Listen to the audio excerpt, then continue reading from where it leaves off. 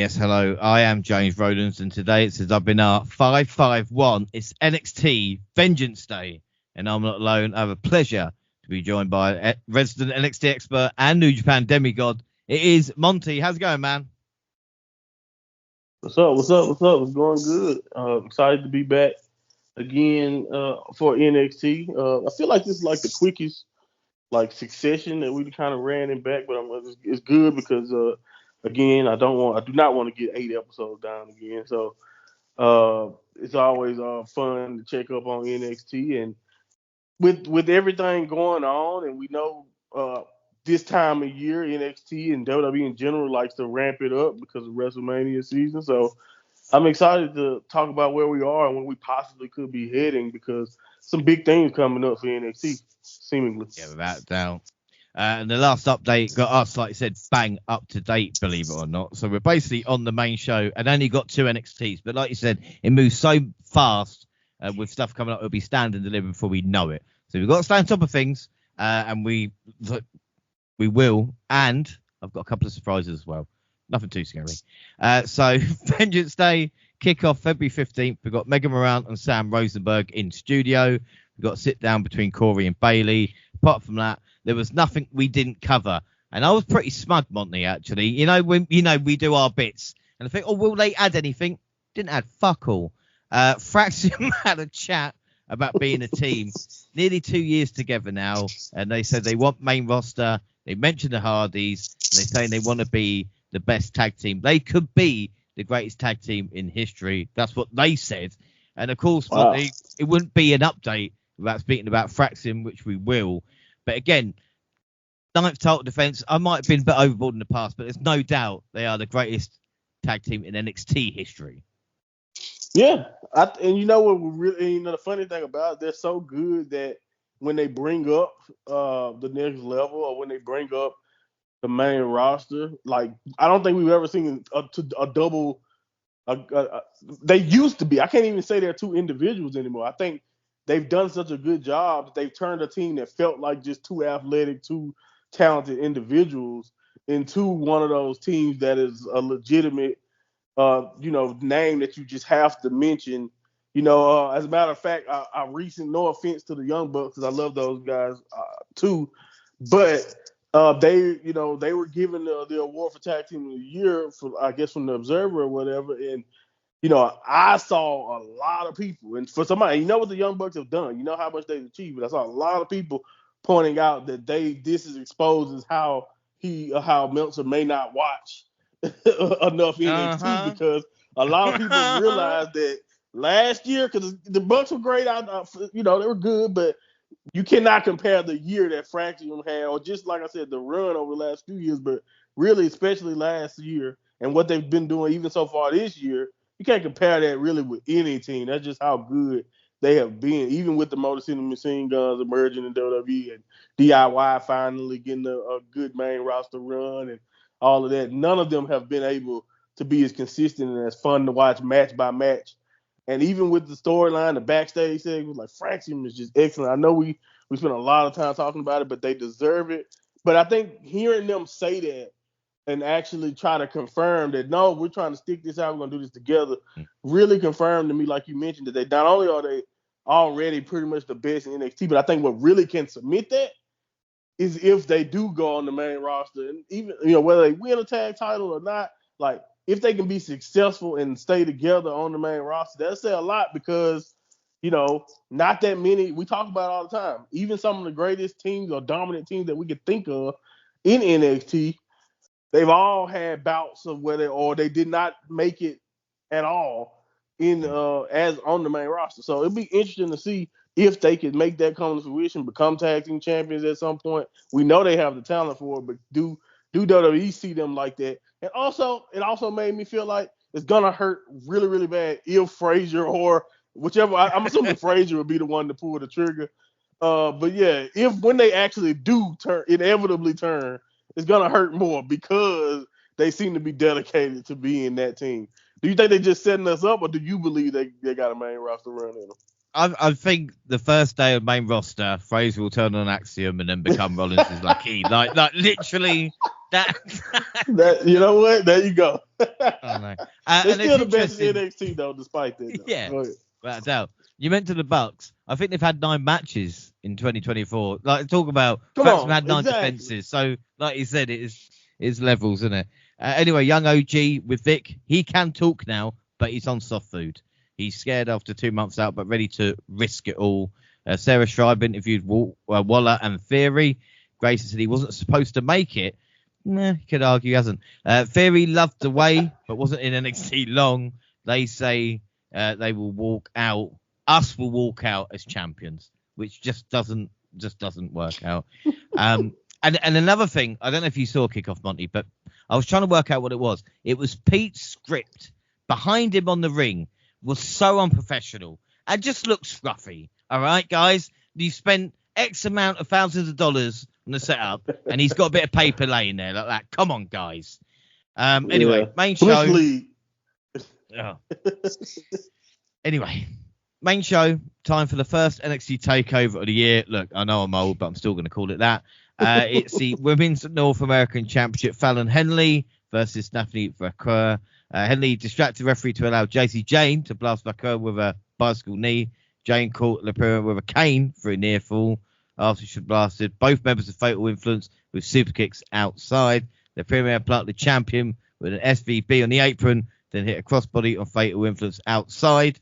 The focus on this match was Steph's resiliency and her versatility, making her too much for Henley to overcome. Vaquer found a way to get Fallon Henley alone. She blasted her with the SVB and the spiral tap, and new Women's North American Champion, Stephanie Vaquer. But Monty, a very nice way to start. And again, it had that big show feel because, like I said, the setting was really good. Yeah, no, like you said, the setting was incredible, and it just felt like a big time match. To be quite honest with you, it just felt like important. And I think honestly, the thing is about this thing is that we all know. I feel like, especially in the ring, I think we all know that Stephanie's ready. I think she's kind of proved that in a lot of ways, especially, like I said, specifically in the ring. But this match was another great showcase for that. And I think that's what I liked the most about the entire match was that it felt like a showcase for Stephanie, but at the same time, Fallon Henley did not look out of place or did not feel like she didn't belong. Also, you know what I mean? And I think that's probably the best thing you can kind of hope for in this situation, because I think me and you both knew, predictions or no prediction, that Stephanie was definitely meant for this and was gonna be a champion. Probably surprised that it took as long as it did, to be real, when you think about just how talented she is and how special she seemed to be. So I came away from this match really impressed with Fallon Henley. I always kind of knew that she was at least solid in the ring. Yeah. Now, I did see some other people who thought that maybe it would have been better if she was able to match Stephanie. But I think we know, if you watch enough, you know that Stephanie is better, and you can see that in this match. But I also think that you're just nitpicking if you thought Fallon Henley was lagging behind in any way, to me. And I think that's kind of what I was looking for. Like, when I watch NXT, I try to look at it a little bit differently. Of course, I want entertainment, but I try not to look at it like I'm looking at a Wrestle Kingdom 60-minute match type of critique.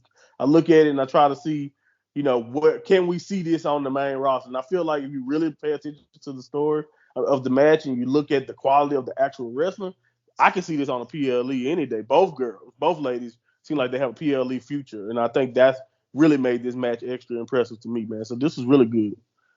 Yeah, well, I mean, like I said, it's the best match of Fallon's career, there's no doubt. But as you alluded to as well, what I really like about NXT in general is how the crowds accepted Stephanie as kind of one of their own already. And, you can tell the love for her. And again, the language barrier might be a little bit different, but the fans accept her. And she was the first South American champion in WWE, which, again, you hear statistics, You go, really? Wow, right? Yeah, no. Again, some of those things you don't really think about. I mean, and it makes sense. She is Chilean, and it hasn't been that many. I think that's why representation and being in WWE. She kind of mentioned that when everybody was making a big deal about her not going to AEW, becoming WWE. She dreamed about that because they had a tryout in Chile once before that she wasn't approved of, basically. So she wasn't accepted at the time. So getting there and getting that opportunity eventually down the line and becoming not only the WWE superstar, but also, like you said, first making history from that moment. It's really special, man, when you really think about it. But it's one of those things you don't really think about. But it makes total sense when you really think about WWE's history. So it was pretty cool. It was pretty cool that we not only we get to witness history, but like you're 100% right. I do love that it didn't take long for Stephanie to get to be accepted. And and again, I think at the end of the day, when you really can go like a Stephanie, and even we talk about Julia later, but even a Julia, it doesn't take much, in my opinion, to get real fans, especially in NXT. That how special they try to. NXT fans do a good job of trying to make everything feel special, and I think they do because they know it's like a privilege to get to see that all the time, get that access to really high quality stuff, and watch talent so young in their career develop. So yeah, man, I think it's really cool when you really think about it, to get a chance to watch that and just to see how far she came, man. It's really cool because she's come so far so fast. Yeah, and like I said, the fans making the most of it because she, won't be in NXT too long. But again, another thing that we've spoken about, I think about, they know that too. yeah, is the kind of depth of the women's division. As we know, we're not going to talk about it being like the best division in wrestling, whatever else, but to see Jada Parker, Kalani Jordan, Carmen Petrovic watching in the crowd indicate they could be future challenge, and that's not even talking about Nikita Lyons or Lola Vice or anybody like that. You think, fucking hell, they are doing it right at this moment in time. Yeah, I mean, again, it's like you said, I think it's been said to death how good and how deep they are as a division, but it's not just about the quality. I mean, I feel like AEW and I feel like, Impact at times, they've all had numbers, but like what about the depiction? What about even the main roster, of course, has talent, but what about how they're being showcased? Are they being showcased? How many of them consistently are being showcased? I mean, we talk about it all the time. I loved the idea theoretically of introducing Chelsea Green's championship or Lyra's championship. And I'm still, again, it's still early, so I'm not trying to cast aspersions on the booking too bad, but I do think you can already see a contract of how to book a mid-card women's championship or mid-card angles. We talked about it even before the North American title existed for the women.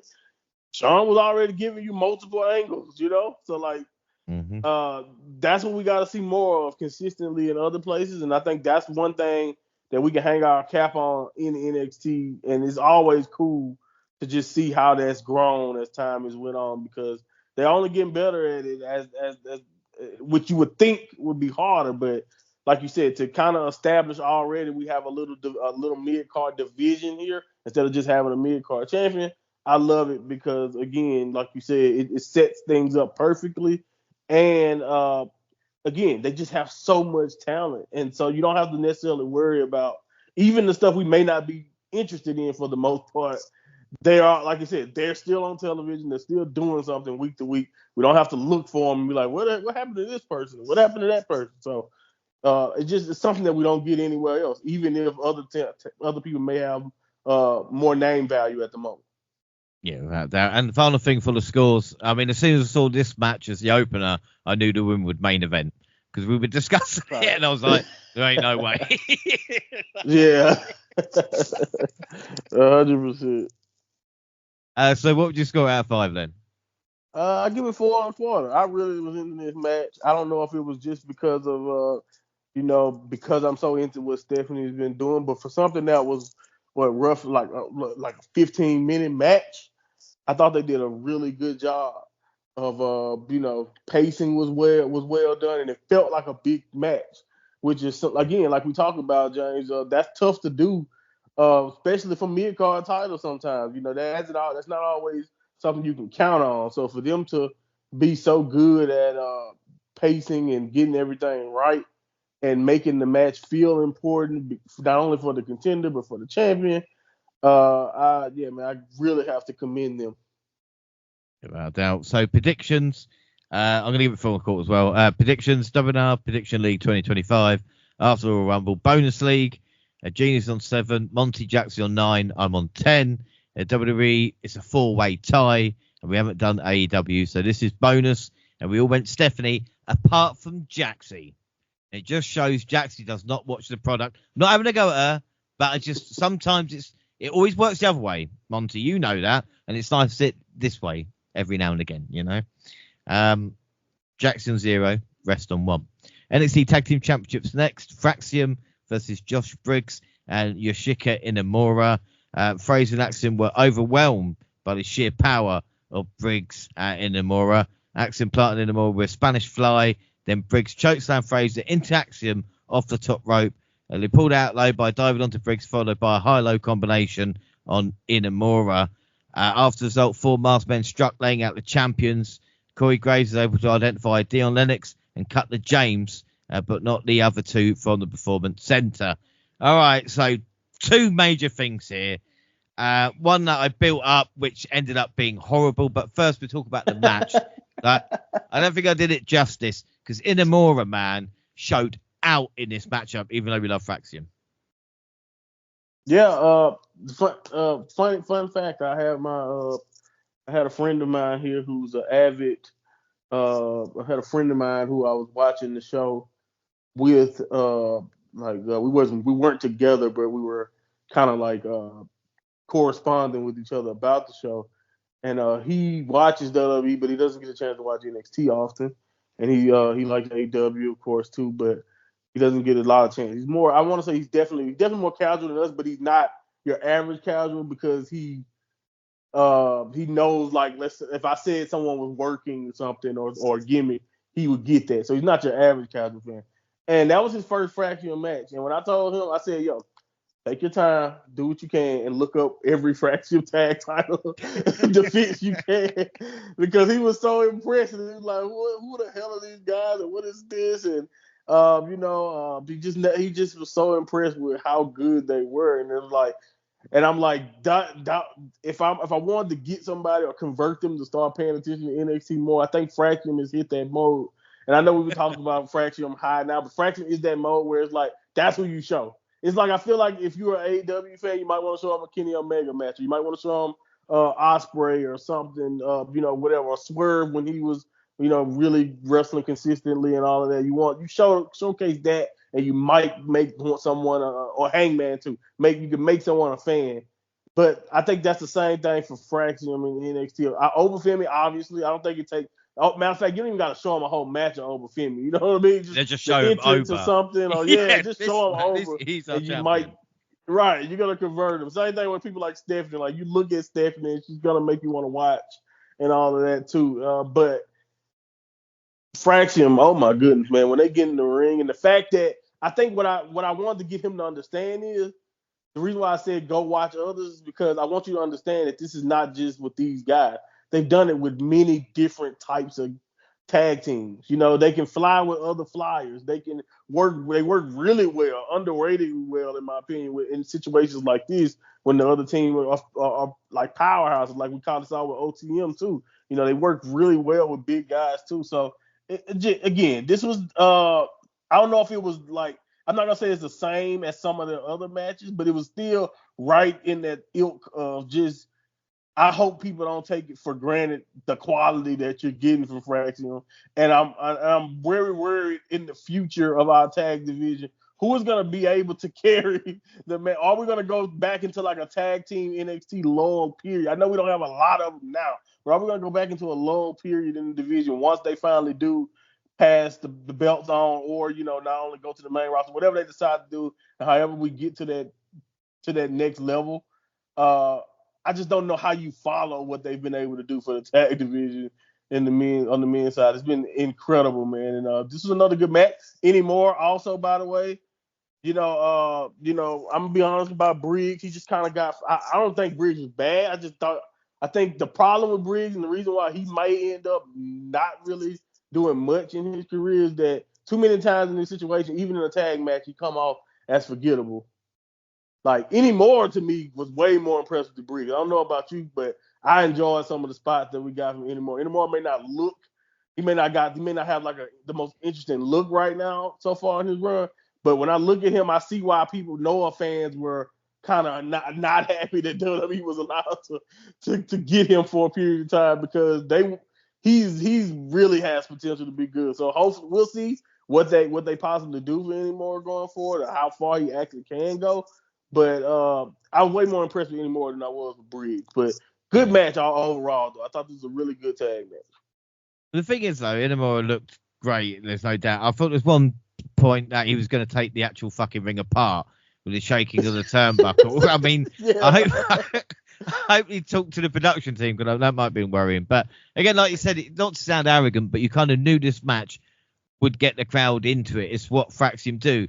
Monty, can you imagine them against proper tag teams? You know, people that have actually teamed before and stuff. That's what's so scary good about them. Right. That's what's so scary good about them, is that they're fighting, like you said, makeshift or teams who are just starting out and stuff like that. That's why I say, I was telling my friend, I'm like, yo, you don't understand just how good they are. They do this. They're doing this they're not getting carried in any of these situations. They're doing the carrying of all types of levels of talent at this point. And like, you're 100% right. Can you imagine if we keep DIY together long enough, that collision course again, or some type of incarnation of that? Obviously, we have the possible impact stuff that they could be doing. But again, Motor City Machine Guns, Street Profits at some point. Like, the Usos in like a match, if they just decide to get together for a one-off match against a great team or something like that, like, the potential is there. And, it's insane, and then even other promotions, like, if we could get them against the Young Bucks or something, like you said, just actual people who have a tag team chemistry consistently with each other, it would be off the chart. Without doubt. All the men will bear the marks from this. And another thing I'm starting to like as well is Fraxium winning in different ways as well. It does remind me of, I've been watching the kind of New Japan. And again, like I said, in the build-up matches, it's like, well, we don't need to use our finisher for this. We can just use the secondary move. And that's what kind of Fraxium are doing. And a nice show of respect. It's a shame I hated what happened afterwards. All the hype that I gave it personally, Monty. It was like the higher power partially, by the way. Man. Yeah, it was like literally. I was saying it was going to be like the second coming of the It was me, Austin. It was me. It was Dion Lennox all along. The "Who are you?" chants, and I don't know if I felt worse for is Vic and the commentary trying to care about what was going on.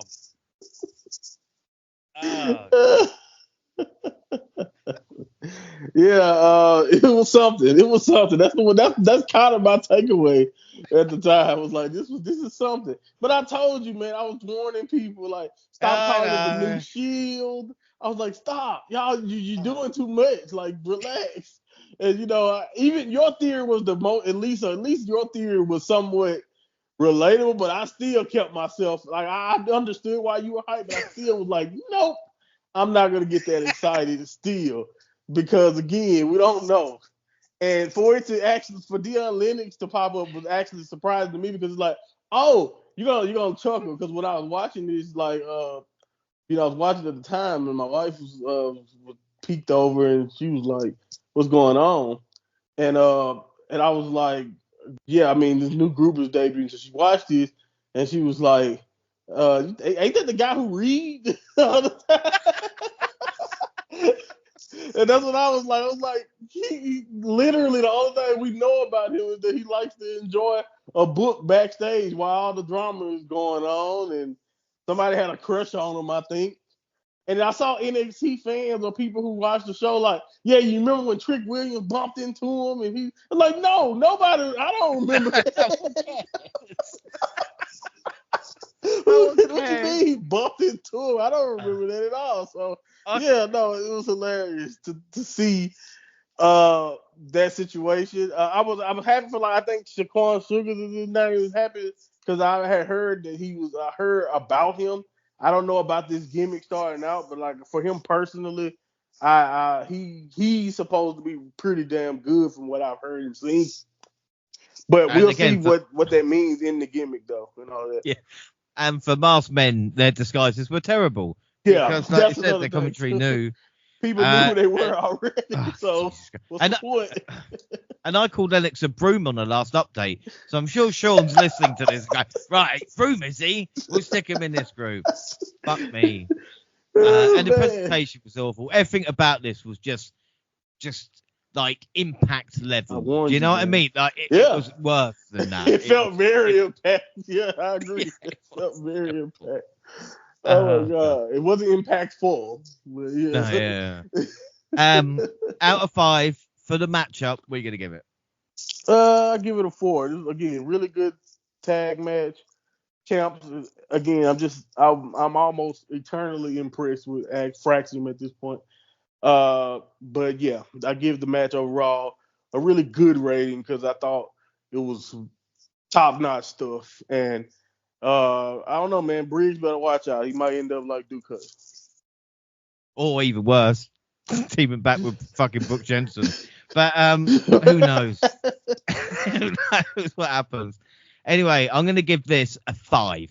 5 out of 5 for me. What a matchup. You know, if other people can score tag matches 5, then I can as well. And Fraxium are the best tag team doing it at the moment. So there's a 5 from me. Predictions. Jaxie and Gina went new champions. Monty and this is what I struggled with. We went Fraxium. So it means Jaxie's got nothing. Gina's on 1. Monty James on 2. Shannon Stacks. Lorenzo promised to take care of Sean Spears himself. Challenge him to match on next week's NXT. Well, it's just what we want. It's what we want. It's his one match a month, and he's going to get it out of the way for us. So I'm pleased about it. Booker T said Duke Hudson spent, he said, 6 years of NXT is a long time. And I was like, well, at least every time I saw Duke Hudson, he was doing something. And when he got in the ring athletically, explain what Stacks have done the last 2 years or so. Again, more vignette than matches. But who cares? This development.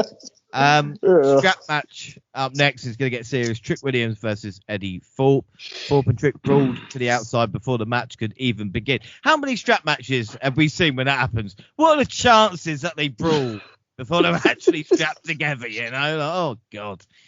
Trick caught Eddie with an STF using a strap, and Thorpe had to put himself outside to avoid a tap out.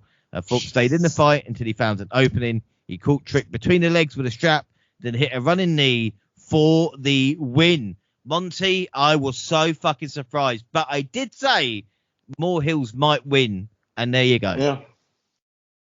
Yeah, man. I thought they put on a decent enough fight.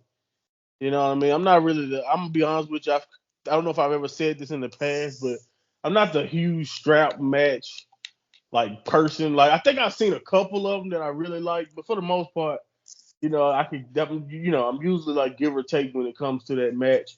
But I can't say I don't think this was horrible or anything. I just thought it was solid, and I thought Trick did a good job. But Eddie Thorpe also was fine.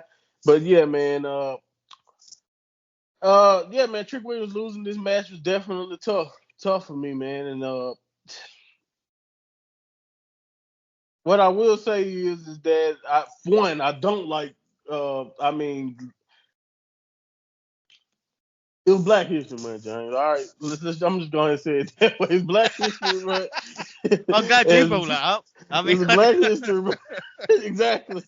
Black History Month, and like I can't even say at least a former face of the show as a black man getting beat. Not only did he have to lose the match, he had to lose a strap match.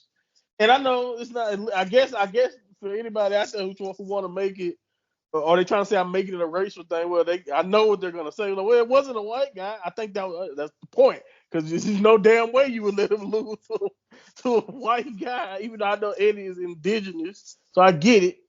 But even then, it's gonna leave a bad taste in my mouth, in our mouth, as collectively as black people in a lot of ways. And honestly, it's not so much even just that. Like, I thought that's obviously problematic. That's obviously I don't know why we're doing this, but I think a bigger issue to me is I just don't understand the point of this. Like, of what are the story that we telling? Why did Eddie Thorpe need this victory versus, Trick? And then, like, maybe I'll give it time, but maybe, as we'll see, this could lead to an attitude change. We're kind of probably already starting to see signs of that.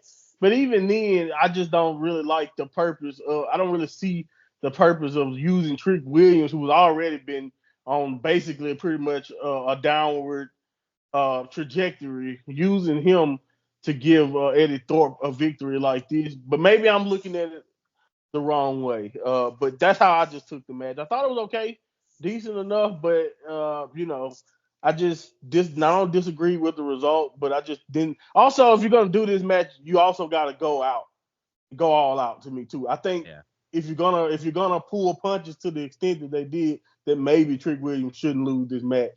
And that's kind of how I look at it. If you're gonna lose, then make Eddie Thorpe be brutal to an extent and actually, go all out. But the fact that you were being kind of apprehensive about it leads me to believe that maybe that you shouldn't have had it happen that way anyway. Yeah. See what I'm getting at? Yeah. Well, just to be 50-50, I'm gonna. No, I'm joking. No, I agree with the points that we've seen. One important point you made as well, even about this being a strap match, and something that I've mentioned to you before as well. We've seen NXT and WWE. It's like this ownership issue, having property of people, which again, that's nothing really. But when you put that with this and everything together, you go, wait a minute, this seems to be a bit of a pattern. But anyway, exactly. I think the annoying thing with Trick was the momentum that he had and what he has lost for being the kind of what felt like the hottest thing in WWE at one point to where he is now is such a drop off, considering we're building up towards NXT's biggest event. And again, what's strange is, like I said, they're giving Eddie Thorpe now. Like, this is Eddie's story, is it? I mean, is this his arc now to prove that he deserves it? Again, we've spoken about heels, but like you said, at Trick's expense, unless they're just saying, look, Trick, either you're going to move on up and we need more threats for Obafemi, or even if it's a way of, bring out the toughness of Trick and get him annoyed. And again, I heard people like comparing this with like the Ilya Dragunov. This was nothing like, if you lived that moment, you saw that Trick. Yeah, no. And again, this Trick seems a little bit different. But again, maybe he needs attitude. But again, you're taking away from the Whiplash Trick and what made him successful. Right, exactly. His strong suit, and but you know what? I think what makes it extra frustrating, and this may not even really have much to do with Eddie per se, or even this story, as much as it got much to do with just like I talked about the downward trajectory, and I think that's what kind of makes it worse. Like you just mentioned, it's like they've taken away from all that the pop of the way you felt about doing the whoop that trick. That has been systematically taken away. Even when he was champion, they seem to be pulling away from the character. And that's just something I don't understand when he was the hottest thing you had going. And I don't know why we're systematically breaking him down, like, in this way. That's just my take on it. I don't see any correlation to the Dragunov situation in this. But, again, like you say, I think that's probably another thing that's confusing to us is that if you're going to do something like this with a guy that was in the position that Trick Williams is in, we shouldn't be asking the question that this story is about Eddie Thorpe or Trick Williams. That was the thing about the Dragunov thing. I think when he did do the thing with Trick and Dragunov, we knew this was becoming about Trick. It was obvious that, that the things were going in that direction instead of the opposite. So for us to still not be, a lot of us to not be sure, like, we looked at him in that triple threat match, and it's still a decent match, but he felt kind of out of place still, because it's like, at least with Trick's situation, he had the North American title run. He had all the stuff that was going on with Melo that kind of allowed him to build up all of that momentum. Like, that felt completely different than this does, because I don't really think you're making a star out of Eddie Thorpe. Yeah. Will he forever be able to say that in like future promos for title contention? Yes, I pinned Trick Williams in a strap match or whatever. Sure, but do you feel like Eddie Thorpe is a better post this story than he was going into it, or do you think he benefits from this so much that it makes sense to kind of cost Trick, like you mentioned, that momentum that he had?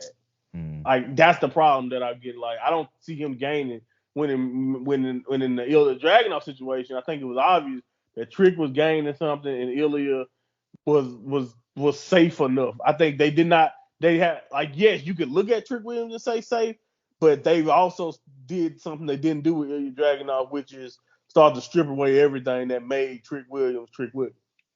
Yeah, without doubt. Well, hopefully Trick is just getting a Jey Uso booking. Just going to lose and then all of a sudden, bang, back there. But I don't know about what's well, as you know, I am always the optimist, especially when it comes to NXT. You are. We've just seen what happened with Dion Lennox. One thing I will say before we get to the scores as well, which is crazy, I didn't realise, this was Eddie's first PLE as well. And he's been around a little while, but obviously missed deadline because he beat himself up. But, Well, fair play then. Maybe I'm looking at it wrong. First PLE, we made a star, right? So out of 5 for this, what would you give it? I'll give it 3.5. Again, I don't think it was bad. I just, maybe it's the strap match concept. Like I said, if you're gonna do it, you kind of gotta go Bret Hart. I think wasn't it Bret and Austin in a strap match, or was it Bret? It was Bret and somebody in a strap match. I remember watching years ago. It don't matter. Either way it go. You gotta go hard. You gotta go hard to me. Maybe it's the match concept. Maybe I'm just a little bit salty because Trick is on the downturn. But yeah, I'm giving it 3.5. I thought it was at least a solid match, but yeah, not my favorite. Yeah, I gave it 3 3/4. Predictions, you went Trick, so the perfect score was ruined. And like I said, more Hills would win. Doesn't help me now, but Jackson on 0 still, Gina on 1, Monty James on 2. And then weirdly, we had another kind of grudge match with All Ego, Ethan Page versus Javon Evans next. Evans put in a mouth guard before heading to the ring just to tell us what the result would be. Hey. He did come out striking, though. He nearly stomped Page's head into the steel step, but All Ego ducked and blasted the right knee to nearly cause a serious injury. He caught the young OG on the top rope and hit him with the Ego's edge. Evans barely kicked out, causing Page to finally angrily target the jaw. Evans stomped on the jaw of Page as revenge, sending All Ego reeling, but one punch to the mouth followed with a twisted grin, and it was enough to put down the still injured young OG. And after the match, Evans could be seen once again bleeding from his mouth. But I tell you something, Monty, I don't know what it is about these two, but this started hot, and Javon showed the fire that was necessary. Yeah, I mean, honestly, I feel like they did a great job of kind of setting not only setting a tone, but like matching the energy of the feud.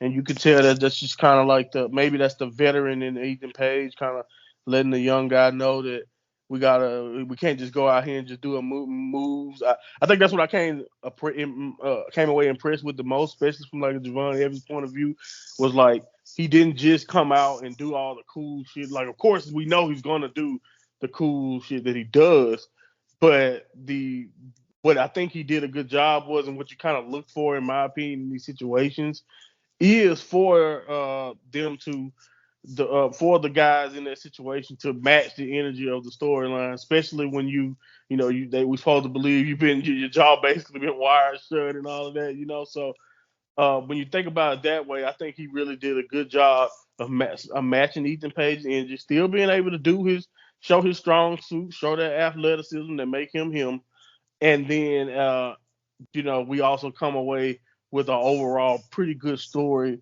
And I thought it was creative too. They was both creative, again.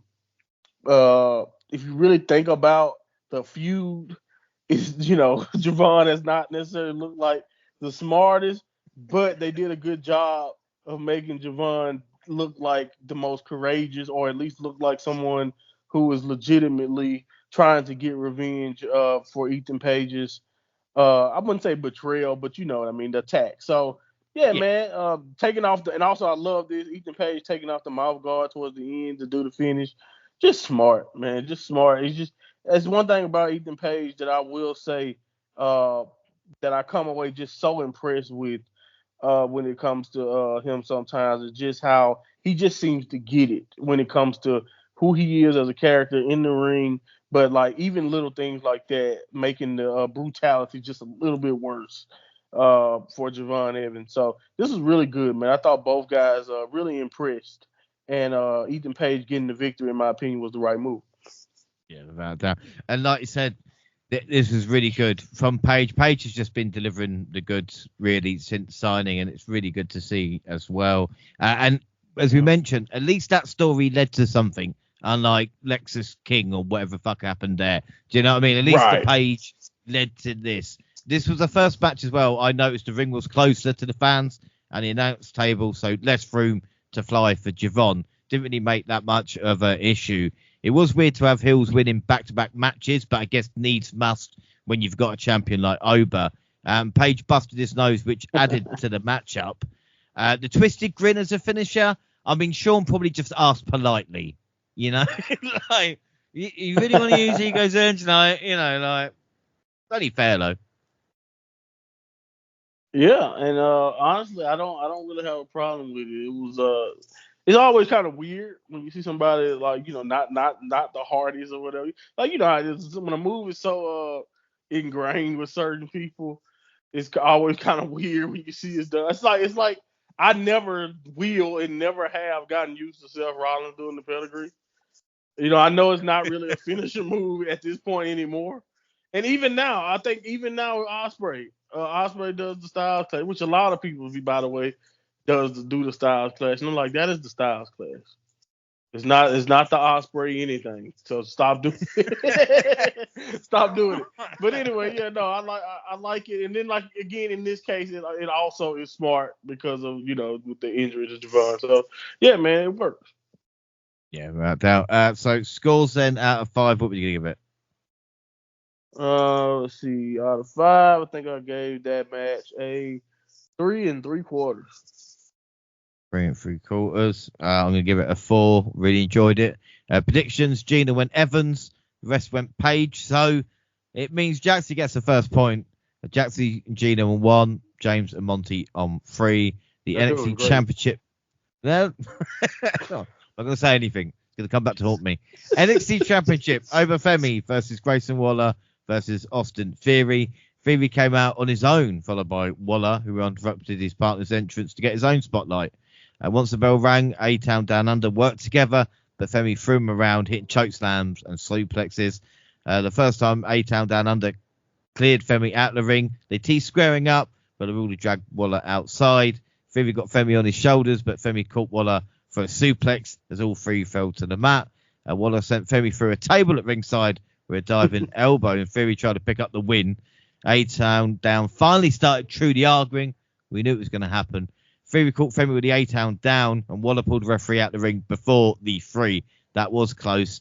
Femi sent Waller into Theory and then hit the fall from grace on Waller for the win.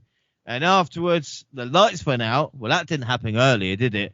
But here we go. The masked men from earlier surrounded the ring. Maybe they added it in production. I don't know. And they hit. I mean, I felt sorry for Oba Femi here. I thought he could take on 4 men. But unfortunately got hit with the 4-man power bomb. Stay away from Oba Femi. Right? Stay. Go. Don't. As for the matchup, it was just too easy for Oba Femi. I don't mind. I'm growing confident with him. Right. Yeah. I can't wait to figure out who they're going to try to convince us and take him out by themselves, of course.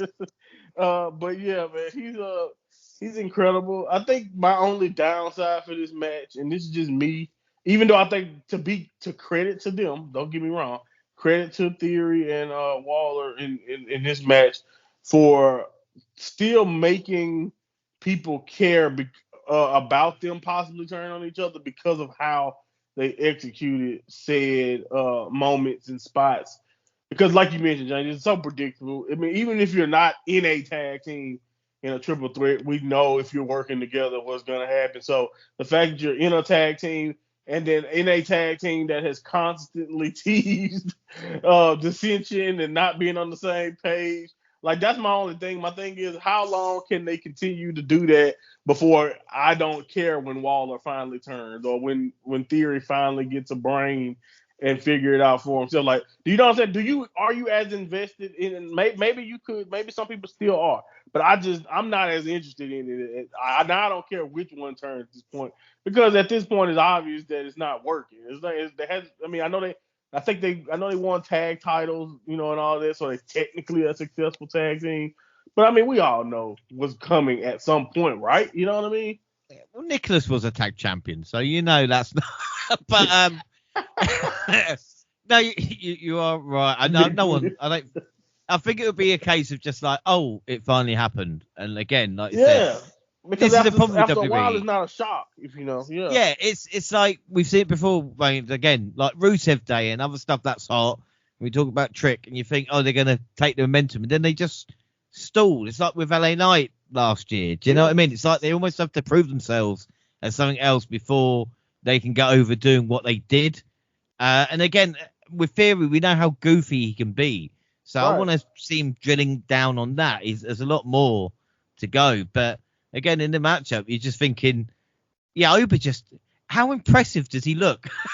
No.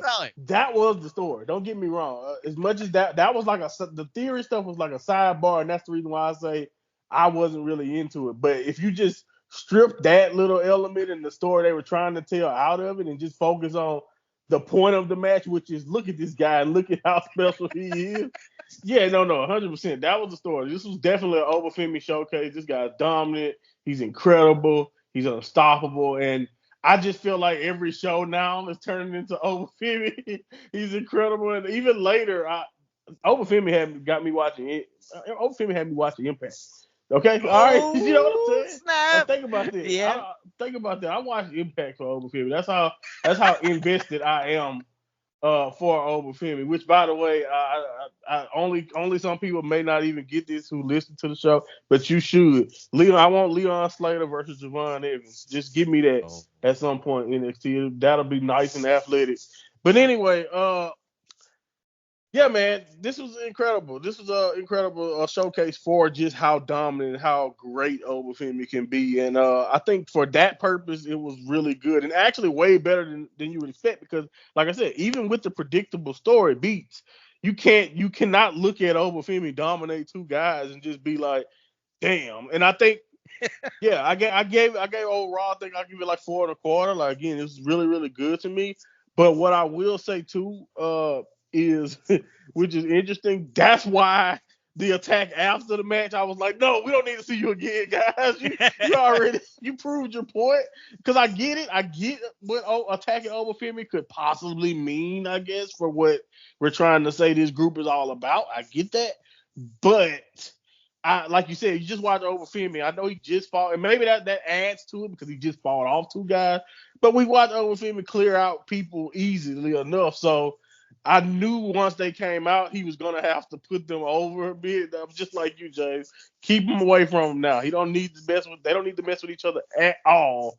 In my opinion, for a while at least, especially going forward, because Obafemi, again, after watching him dominate two guys, watching 4 people beat him down was kind of a buzzkill, No one wants Dion Lennox versus Obafemi at Stand and Deliver. All right, no one does.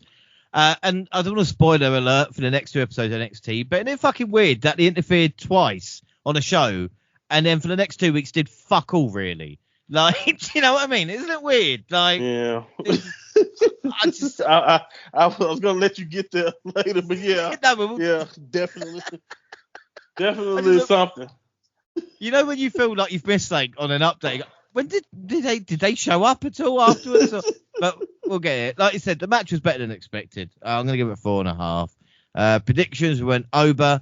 So Gina and Jaxie on 2, James and Monty on 4. In the locker room, Stephanie promised to stick around to watch the main event. Ooh. Sarah Schreiber interviewed Ava about the actions of the mystery men and the future big NXT shows. Should be like, to let him in once is careless. To let him in twice, guys. Come on now. Like, didn't you realise? Ariana Grace interrupted with Santino Marella to discuss the TNA NXT partnership. Always good to see Santino. And in the main event, NXT Women's Championship, Julia the champion versus Bayley, Roxanne Perez and Cora Jade. And it was clear the crowd particularly want to see Julia versus Bayley. As the action broke down in this battle, Roxanne Perez took out Bayley with pop rocks. Cora Jade planted Perez with Jaded, but Julia arrived to take out Jade with the Arrivederci. She then caught Prodigy with the Arrivederci, Northern Light Bomb to win. Stephanie Vacua came out to celebrate with Julia before Jordan Grace arrived to stare both down to end the show. Oh my God. You just know my reaction to that. And I might have skipped over the match a little bit to get to that moment because, again, we'll speak about it. But the match itself, and what's incredible as well, Julia has had 2 PLE matches, both have been main events. Not even Oscar has had that freight at this moment in time, you know?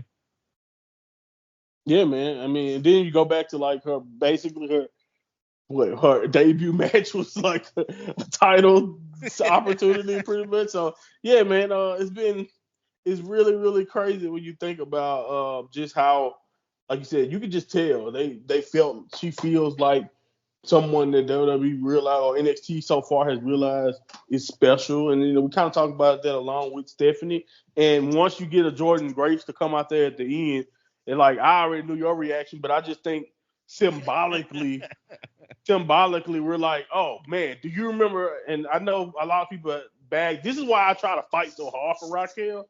But do you remember when like they did that thing and it was Bianca was champion and Rio was champion and Raquel was NXT champion, and like all 3 of those ladies stood in the ring and they was kind of like being symbolic about these 3 are the 3 now. You know what I mean? They kind of did a similar thing here, but it's even to this extent, it's like insane because at that time Raquel was still in NXT and we knew that she probably needed to work in NXT a little longer. This is the first time I think that we've looked at this era of women or the people who are on top, so to speak, or possibly on top of NXT. And I see 3 women who can easily be on the main roster right now, along with the woman who got pinned in the Fatal 4-Way before this, like with Roxy, who was also incredible. And I thought, what a way to say goodbye, because as somebody who was so dominant, basically took a little bit of a beating from everybody in this one on the way out. So yeah, man, I thought this was a great, incredible way to end the show. And just once again, another symbolic gesture to just how important the women's division is to NXT in this current era. And yeah, man, hey, man, I'm over the moon. I'm the one who was telling you. You kept saying maybe she don't need to go to NXT. I'm like, no, she's gonna go to NXT. She's gonna dominate most likely. I'm happy for the Juggernaut being there, and I can't wait to see what else she could get involved with going forward in NXT. What is the stand and deliver possible implications, or even like what could she be doing in the next 6 months? Because again, the difference here between these 3 versus having a Rhea, Raquel, and a Bianca or the 4 horsewomen of the past is this is the first time I can literally say that these 3 women would be in contention to be in top 5 to top 10 women on the entire roster. And they're right now at the top of NXT. That's insane if you think about it. Well, I think what's crazy as well, and again, it brings back old NXT flashbacks, because again, we used to lose talent all the time. I say lose talent, the main roster, but get promoted. It would be a good thing for them. Yeah. And again, we know Roxanne is going, and it's like, yeah, well, Roxanne's going, but look, we've got Jordan Grace. And again, it's like that kind of 2-punch, the 2-shot of going, right, okay, Roxanne might be at the end, but now we've got Grace with Stephanie and Judy and everything else. As for the matchup, I feel it had all the ingredients, but maybe something was missing. And I don't know if because the undercard was so strong, which maybe usually isn't, if you know what I mean. Yeah, I agree. I agree with you. I thought it was a good 4-way. thought they did well with it, but you're 100% right for something that was last and for something that was put in this particular spot to be basically the last match. I'm not gonna say it was underwhelming for me or anything because I don't think it was bad. Again, to repeat, I just thought, like you mentioned, it was just a solid. Could have been a TV main event type of deal, and I don't know if that's necessarily what you want. And I think, like you said, you can blame Fraxium for that. You can blame that opener. You could blame, like you mentioned, just being a really strong card overall. But I thought it still fit because, again, like I mentioned, it just fit. It felt right in the same ilk as some of the other stuff we've seen. But like you mentioned, it definitely felt like, and maybe it was because they knew they had to do what they had to do with the ending. They just wanted to get out of there, tell a good story, and then based off, you know, possible, implications going forward, we'll see. But I don't know. I thought it was a good match. Man, like you said, it definitely had all the makings to be something special, but it never really got in that next gear. But I think like a 4 out of 5 would be a fair rating to me. Yeah, I'll give it 4 as well. Predictions, we went Julia. So final scores, Jaxie Gina on 3, James and Monty on 5. So we both get the point. So bonus league, Gina on 7, Jaxie on 9, Monty goes into second on 10, and just a point ahead is I. I don't think that's right English. Anyway, rating, MVP and match. What is your match of the night, Monty? Because I think Oba and the opener had the same. What did I give Fraxion's match? You only gave it 4. Yeah. I mean, I gave it 5. I mean, don't get me wrong, but can you change that to like a 4.5? Did I just say that's the best match? Well, both our best matches are the tag match. I'll edit it. No one will notice. So that was who's the most your memorable for me? So I'm saying that's probably the best match. That was the most memorable thing that I can think of. When I think back of the match, I'm thinking about, Spanish Fly. Okay, all right, tag match. Yeah. So MVP and rating out of 10, please. Man, that was tough. I didn't know who to choose. I didn't know if I should go with Oba, but I feel like, again, we glazed Oba so much. So I'm gonna give Stephanie some love here and just give her props again. She took a bet. She bet on herself. She's done it. She's done nothing but impress. I know the internet gets bogged down, and it's kind of hard sometimes to separate a good wrestler, especially no way in shape or form is this the women's fault, but a lot of times, and especially through wrestling discourse, we everyone gets so trapped into how good, like Stephanie is. I agree, she's uniquely beautiful woman and all of that, but that has no bearing, in my opinion, on just how damn good she is. She can be vicious, she can be beautifully athletic, and she also can be, she also tells a pretty good story within the ropes. So I just think for somebody to put it all together the way she has, and to, like you said, to seem like she's already been ingratiated into the NXT, family so quickly, and to be a champion right now, and with the future looking very, very bright for her, I'm gonna give Valkyria my MVP. Yeah. Well, I'll give it to Edamura then because I think he deserved it. Like you said, real performance. Score out of 10. Again, I thought this was just a really good show, so I'd probably say 8.5. I don't think it was anything like we've seen I don't think it was like a takeover of old where you're just going crazy the entire night because it's just nonstop. But at the same time, this is very high quality stuff. I don't think anything on it was bad, but I also wouldn't say anything on it was like wrestling I've never seen before. And but I do always recommend in these situations, like I said, go check out the Fraxium match if you've never seen Fraxium wrestle, and then go check out everything else they've ever done because they are incredible. No doubt. Yeah, I'm going to give it a 9. Like I said, a good show overall. Not like the old takeovers, but there's definitely a feeling, and you think if they can continue this momentum as we talk about, then they could be in a really good place, this time next year. And it all depends, like you talked about. Women's division is great at the moment, but it's the other areas that kind of needs to build up. We've still got a couple of NXTs to go, so let's get done. NXT February 18th. The show opens with a recap of Vengeance Day. Luckily, we've just reviewed it. Obafemi makes his entrance and gets on the mic. He says the 4 fools that jumped him at Vengeance Day made one mistake. They didn't finish the job, and he wants them to come out now. Instead, we get TNA X Division champion Moose. Hang on a second, Monty. Yes! Yes! He gets in the ring and squares up with Oba before saying he's the one man that Femi can't rule over. Oba says Moose is the man in the bubble, but he's inevitable. And Moose said he wants a match between the two, and Femi said that it will happen. Holy fucking shit. Goosebumps, Monty. I just got goosebumps. I'm not The Rock on his entrance. Just goosebumps. Yeah, man. Again, this is fantastic. A hell of a lot better than those four idiots who didn't finish the job if they would have shown up, according to Obafemi. Definitely. But yeah, man, this is one of those things that once the relationship between Impact and WWE seemed to be in a good place in NXT. It's one of those things that you kind of was hoping for. I was thinking about even when Trick was champion. So to get to get a situation like this where we get it, where it even make almost even more sense for a guy like Obafemi with 2 big dominant guys and powerhouses. I trust me, I get it. I know a lot of people do not like Moose and who he is outside of the ring, and I'm one of those people too.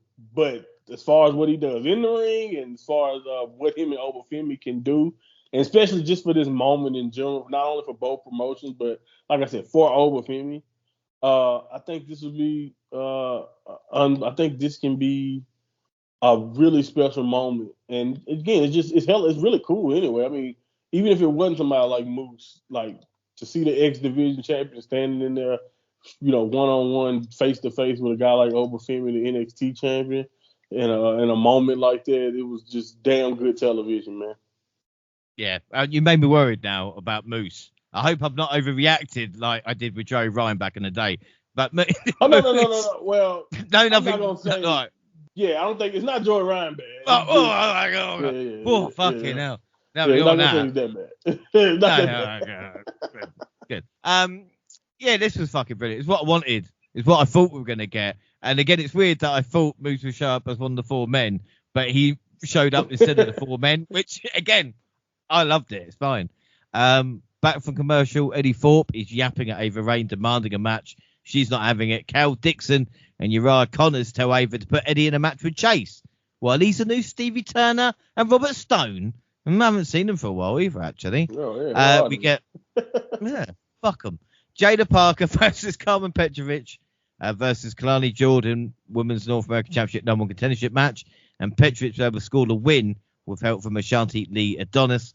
But the action continues as Parker and Jordan fall into the crowd. We saw Grace walking backstage, but we cut back where Fatal Influence are beating Petrovic down. Fatal Influence were on the warpath, now beating down Julia and Stephanie. Jordan Grace makes the save. She says she came to NXT to be part of the best women's division, and they're going to get a trios match later in the night, so let's fight. And again, I think NXT does this the best, the kind of controlled chaos, I think would be fair to say, like backstage leading into other segments.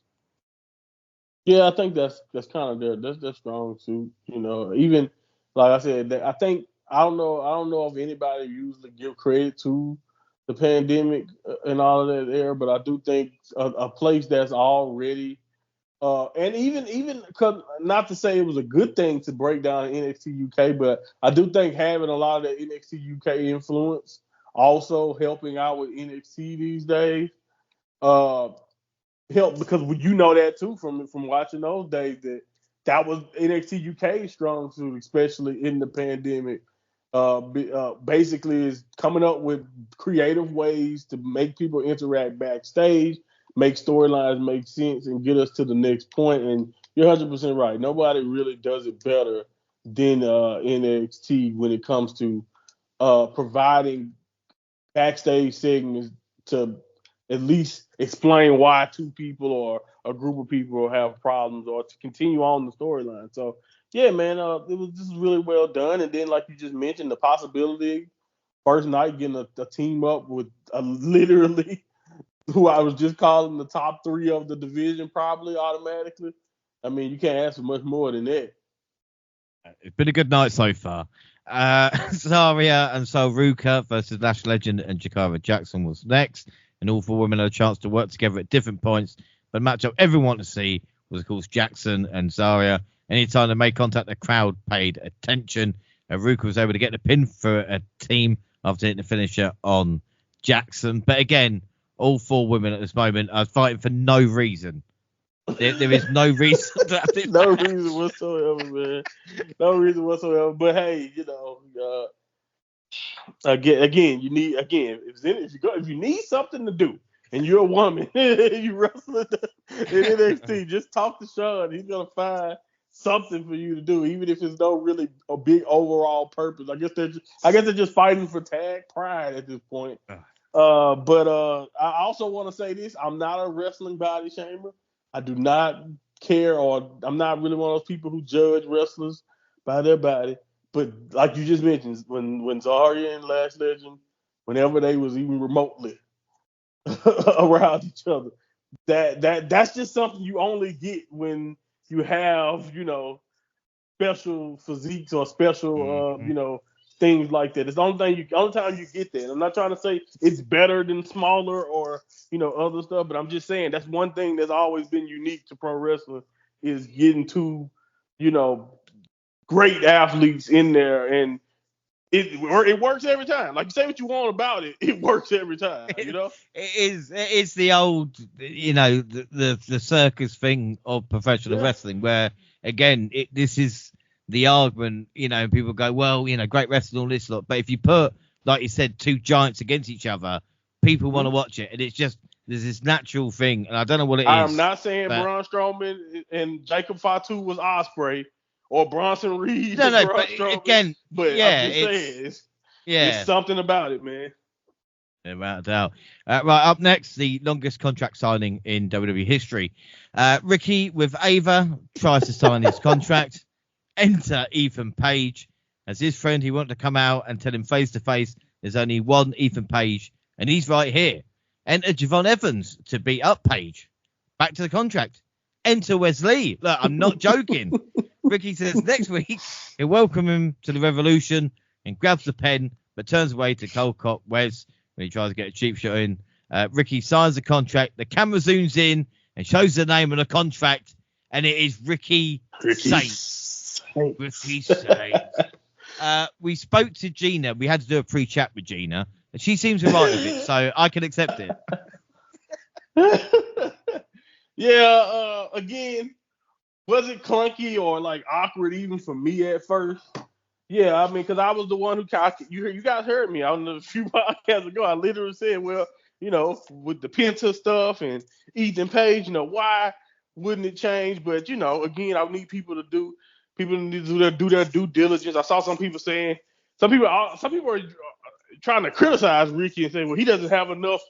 He doesn't have enough stroke as Jade Cargill or Ethan Page when it comes to not getting your name changed. And I'm just like, well, that's not Ethan Page's government name, right? So I'm just saying, like, WWE is gonna change your government name, and so again, and also Ricky Starks also probably knew it was gonna be weird because the very next day he was giving an interview, kind of helping explain the origins. But I knew immediately because I do live in Louisiana, and I live not too far away from where Ricky is from in this current stage of my life, and the New Orleans Saints is a big thing in Louisiana, in Southern Louisiana. I'm not a fan. They usually suck, and I always talk about how the Saints suck. So, hopefully Ricky can change their fortune, and and other than that, 1 year in 2009, the Saints usually suck. But New Orleans is emblematic of a very good time, and New Orleans, it's not just for the New Orleans Saints, like. It's a very like French type of type of culture to New Orleans also. So has a lot of that going to it. But he talked about it. He wanted to kind of tie back to his home. And also, I just don't think it's that bad. Like, it could have been so much. Like, names, you saw those names they trademarked.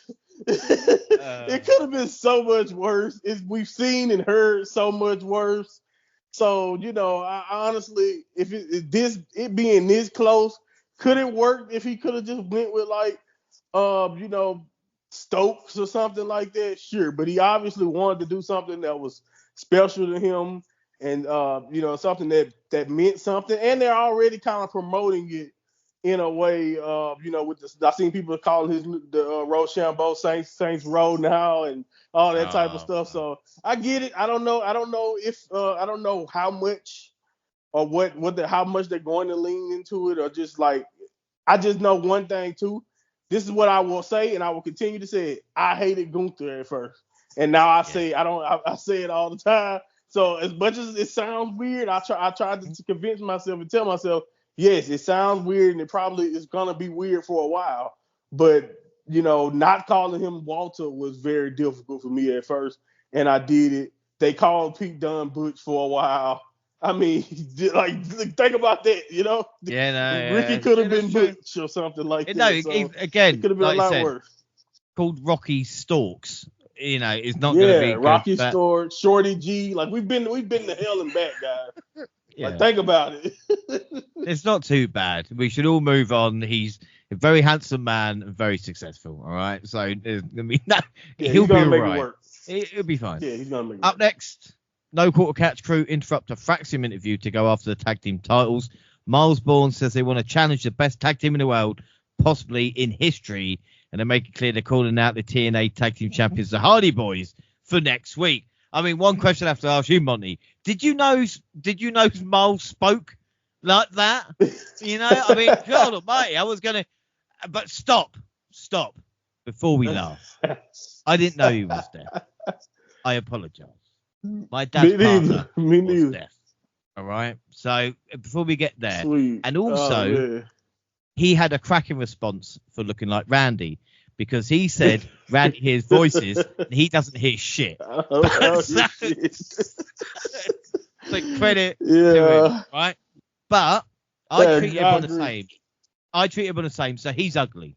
All right? But again, Monty, this is saying we've learned about Miles Bourne that we never knew. It's funny though, because like that just shows you just how easy it is to because like all of these months have went by, like you just mentioned. He's been in the Catch crew. We've seen people mention the resemblance to like a young Randy Orton, or just like the body frame or whatever. Even WWE has kind of played into it once before on television, but or at least on YouTube. I mean, at least on the internet, I know I've seen a clip of them interacting. But what I will say, that the thing is that look how easy, or look how fast, in my opinion, you've already kind of ingratiated him to your audience a little bit more by just that one. You know what I mean? Just by that, I feel like I know a lot more than I have about him this entire run. It's kind of like when Tatum Paxley at first, the only thing she did was follow around Ivy, and we just wondered, all right, who's this chick? I mean, I guess she athletic.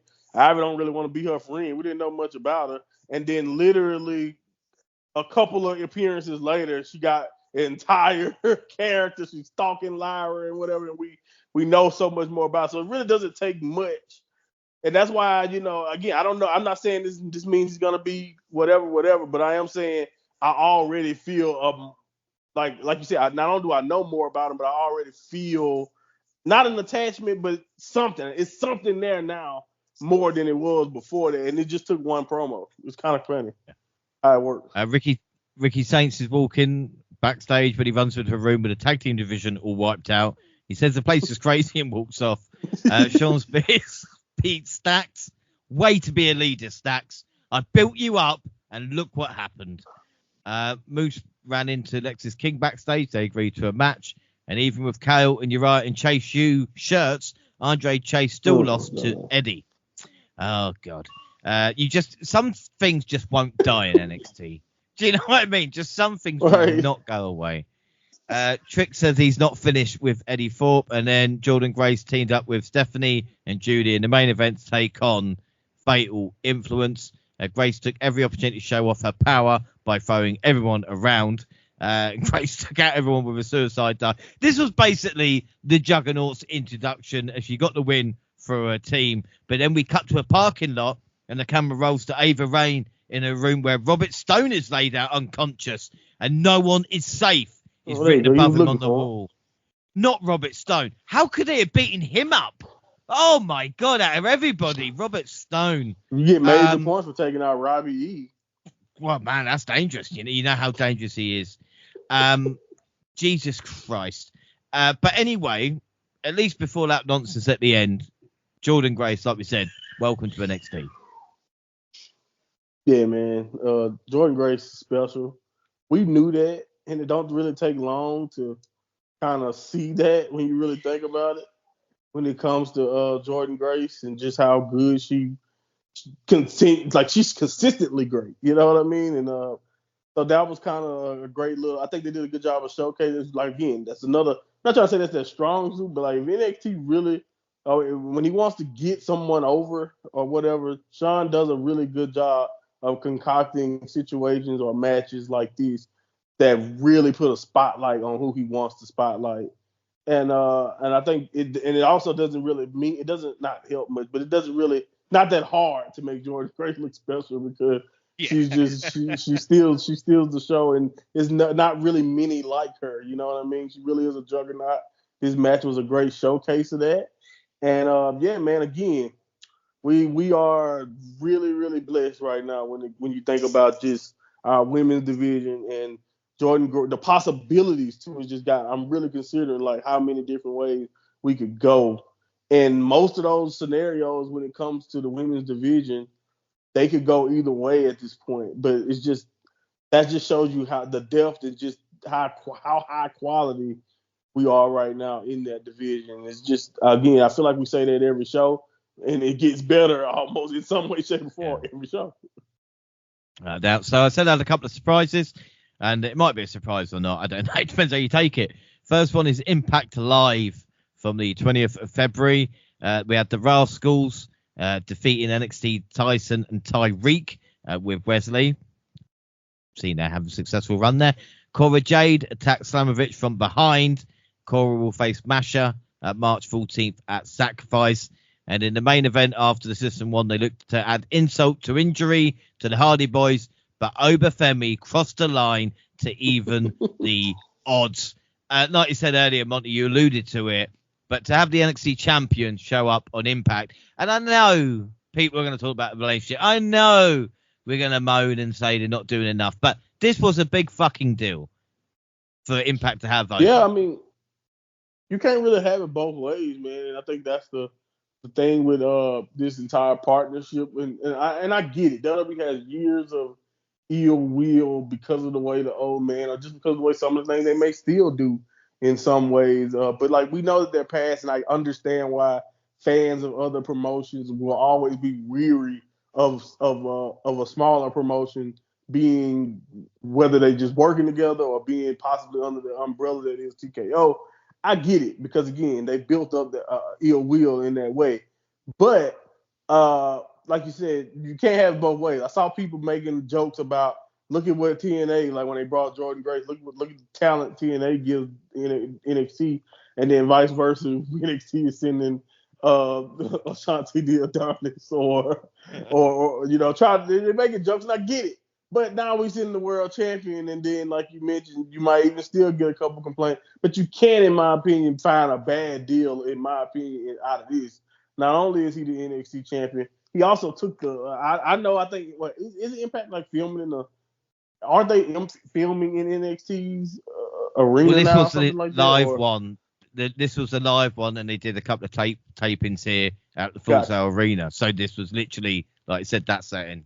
Well, they were, either way it goes, they were really happy to see Over, and they were into it, and it really added energy to the Impact show. Because again, I get a chance to watch a match here and there, mostly on YouTube, but I actually tuned in to not this show, but the next show, But I actually tuned in and got a chance to see that, and just the energy that the crowd had for Overfeed was really cool to see in a different setting, if you know what I mean. Because again, think about it. I mean, you watch NXT pretty much since its inception of this version of NXT, and you've seen we never really got there before. We haven't had an NXT champion be able to pop up in an entirely new different promotion and kind of just get to throw down with another promotion's talent in their ring on their television. So it's really cool. Like I get it. I understand the skeptics, but sometimes as a wrestling fan, you just gotta sit back and enjoy the cool shit. And this is really cool. Yeah, about that. And again, another good thing is, like you said, when Moose comes to NXT, he gets reaction and you get the Moose chants. Same thing with Oba shows up on Impact, and again, you get the Oba chants as well. So we got last NXT February 25th. Carmen Petrovich versus Stephanie Vaquer for the NXT Women's North American Championship. I should say beforehand, NXT done a really good job as well, Monty, since being on the CW, where they kind of have a couple of, like, I don't want to say normal episodes, but in a normal setting. And then they have, like this one, I think was in Cleveland, really nice crowd and a good setting. It makes the show feel even more special. Hello, you broke up at the end. Would you like to say that again? I'm about to say that just the way NXT have the shows differently now in different places give it a special feel. Yeah, I agree. Yeah. The fact that it's not all in the same place, it gives it an element that that was kind of missing there for a time, and then also I just feel like it's also good for the talent too. Like we mentioned in the past that sometimes it's hard to gauge what's really good, what's really getting over when you're in that same building, same crowd week to week. But to kind of switch it up sometimes, allow them to mix it up in different places, they get more experience doing different things. And I think overall that's just a positive for everybody, a positive for us as viewers, and also a positive for the talent to just get more experience outside of those untaped live events. So as for the title match, we saw Brian Keith ringside for Izzy Dame. I got 2 in 1 there because they all look the same to me. Vaquer picked up the win to retain a title in a hard-fought contest. Judah came out and they agreed to have a match to find out who the best champion is. I mean, Petrovich wasn't awful in this matchup, but it surprised me a little bit. It might be title for title, but there might be reasons for it if the rumors are true, Monty. But again, I don't know how true they are at this moment in time. Yeah, I don't know what to believe in that regard. I mean, I wouldn't be surprised because if you think about how much, Julia, so to speak, has wrestled or whatever, you know what I mean? I guess you can think about it, but either way it go, you could take the rumors from it. I don't know either what to really make of them, and I really do hope they're not true. But at the same time, I do understand why people are going that far because they're trying to kind of understand. They're trying to reason why we would be doing this. Not only not an act stand and deliver, but just in general, it feels kind of soon. So I don't know. I don't know what to say. But at the end of the day, I mean, I'm not going to complain about a good thing. I mean, are we being spoiled in that regard? We are. Like, I knew it was going to happen, but I damn sure didn't think it would be this soon. And I'm not going to complain about it. But I don't know, man. I'm really torn because if the rumors aren't true and we can take things at face value, you know what I mean? Where do you go? You know what I mean? Like from your perspective, like where do you even go? Like who should walk out double champion? Because like we mentioned in the past, they both are top level. They're both main event women. They're both main event, and I don't know if I would be opposed to seeing either one of them be double champion first, but I really hope that it's not really an injury thing, but I also wouldn't be surprised because it do make sense. But stripping that away, I still wouldn't necessarily know who I see walking out as champion. Well, like I said, I don't know if Judy is injured or not. We're not going to kind of confirm any rumors, and like I said, we'll find out like the rest do on our next update when she's probably the double champion on free television. It's crazy. Roadblock has been mental. Like to announce the matches they have, and like I said, what we're going to talk about. It's like I thought this honestly was like another PLE, and again, you could argue that the matches made for Roadblock are stronger than what we've just seen for Vengeance Day. Exactly. So yeah, man. I mentioned spoil, but yeah, overall with the entire show, I'm starting to feel spoil. And then when you take into account, like you mentioned, getting a match like this, I know they fought before in the past, and that's how Julia lost her strong women's championship to Stephanie, and that match was incredible and physical. I can't wait to see what this incarnation of it can possibly be. And either way it goes, it's just like you said, we're getting spoiled, man. For no, like I said, no PLE, no paywall behind it at all. Getting a match like that, and that's what kind of also leaves me interested to see how does that go? Where are we going? And even with the, like you said, everything else they announced, it's just, again, to get that for nothing is again, it's just we're so spoiled as wrestling fans these days. Yeah. And again, we'll speak about the match that I did, but that could be a TNA pay-per-view. Like, I would not mind paying a TNA show to watch these kind of NXT versus TNA matches. But don't give them any ideas, though. Yeah, exactly. Yeah, to be fair, it's only a matter of time. Price us out. Lola wants to fight. Ariana had to calm Santino's Cobra down. We don't want to see that going off. We hear from our new mystery stable in the form of social media post about you can't know when or where they're going to strike next. Well, it's not this week, so it might be in the next update then. So, they've gone from like just complete carnage to like, we'll tell you when we're here. Anyway, TNA X Division Championship on the line. Lexis King versus Moose. King's look was not understated. And I tell you what, I like it. All right, you're a heel. You're meant to look like a fucking idiot. Moose showed off his agility with a springboard crossbody and the strength for a powerbomb, but King found enough life to kick out, took a huge spear to put him away, and Femi immediately showed up to confront the winner. And this is exactly what it needs to be, an introduction to Moose to anybody who might not be sure. Yeah, man, again, you just watch him in the ring. He's just special. I mean, he's a guy that he doesn't take long to understand why he is being a champion in TNA, world champion currently, and just all around one of those people who are considered top-notch talent around the world because of what he's able to do in that ring, and he's usually pretty consistent at it too. So, yeah, man, this is a great showcase for Moose. But I want to say, again, in these situations where you kind of expect Moose to go over because we know they're showcasing them, I came away from this looking at Lexis King like, wow, you know what? Lexis King brought it. I don't know if he knew he kind of had to, because you're in there with a different talent. Maybe some of that is Moose making him look good, but I gotta give Lexis King his props. Maybe it's because it's out of that Heritage Cup format. But to be fair, that format is not even there anymore either. So I guess I can't blame that either. But yeah, man, it was great to see, in my opinion, Lexis King perform well. And then the same thing can be said for Moose doing what we know at this point. I've seen Moose for years, for a long time, even pre-Impact. I knew about what Moose could do in the ring, and then to see him give a new audience a chance to watch that, I think is pretty cool. And I think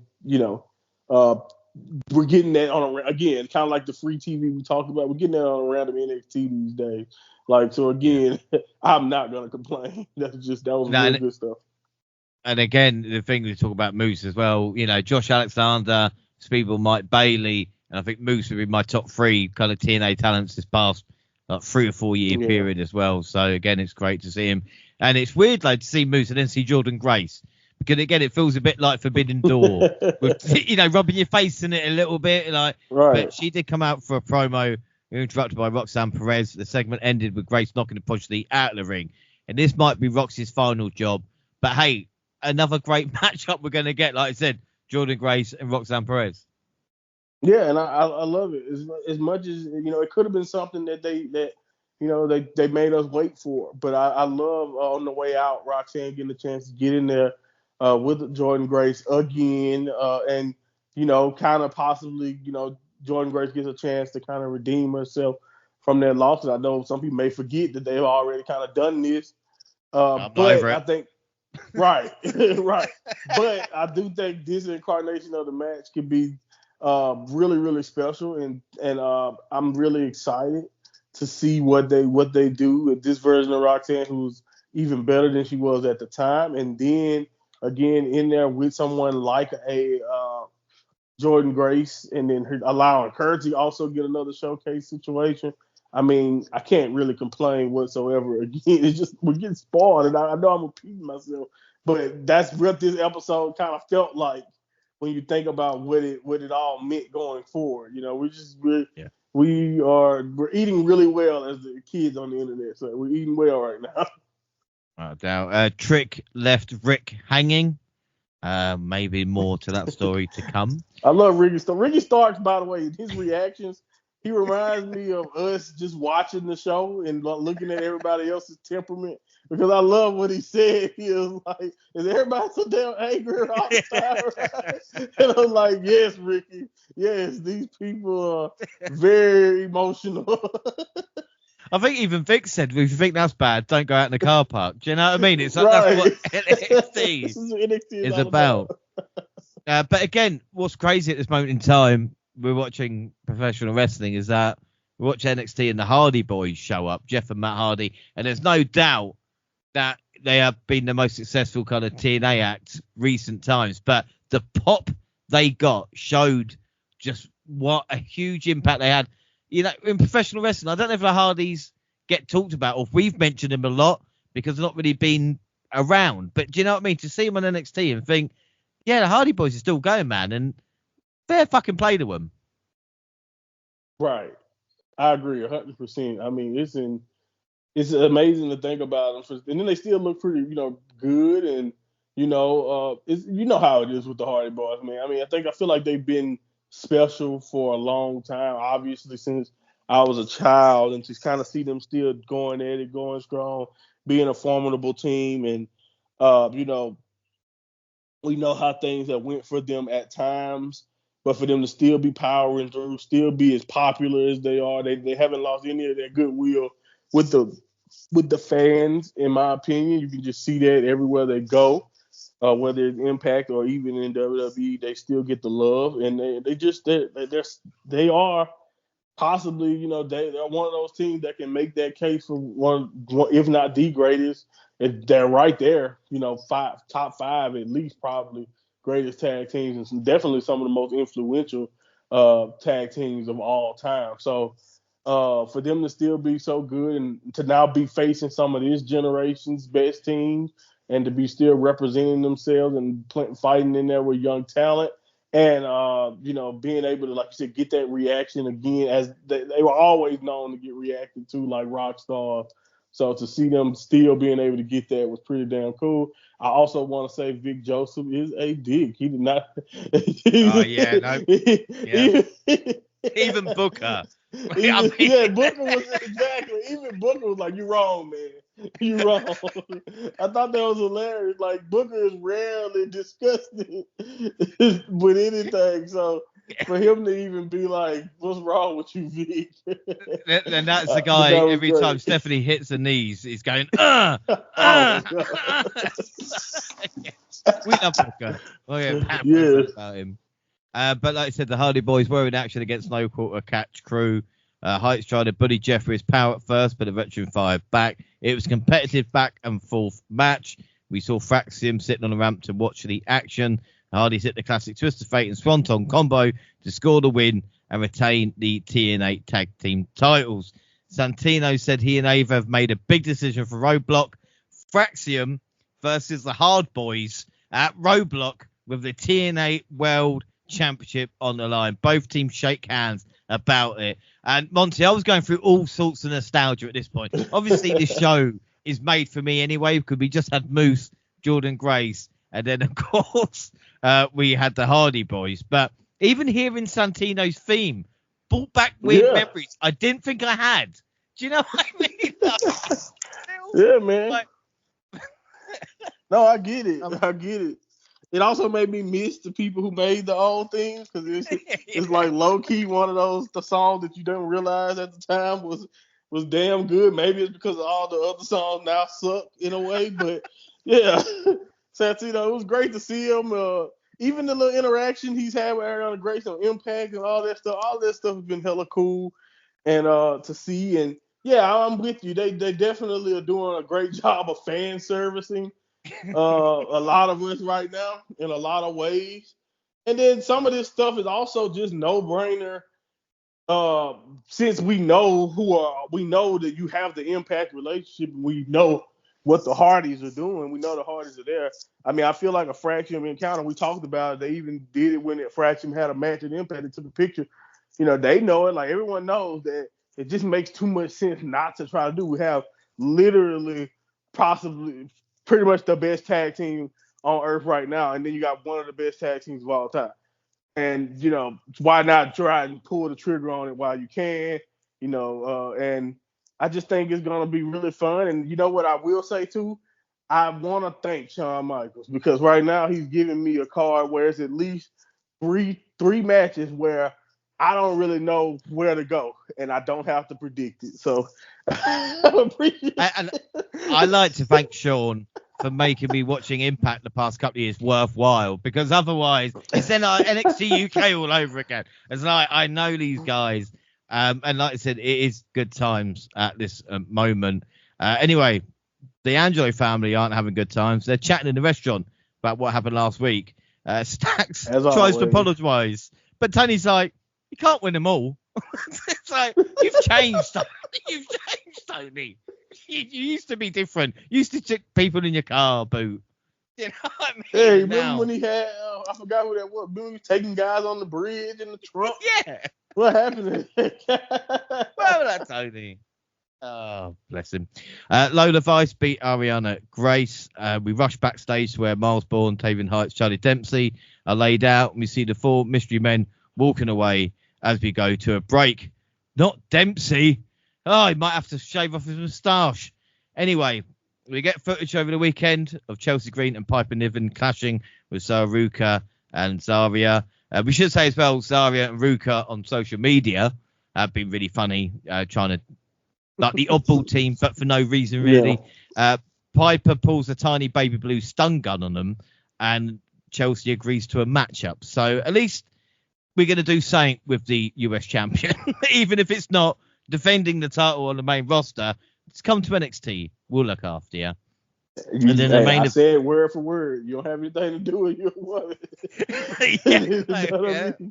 Try to go to Sean. He'll come up with something.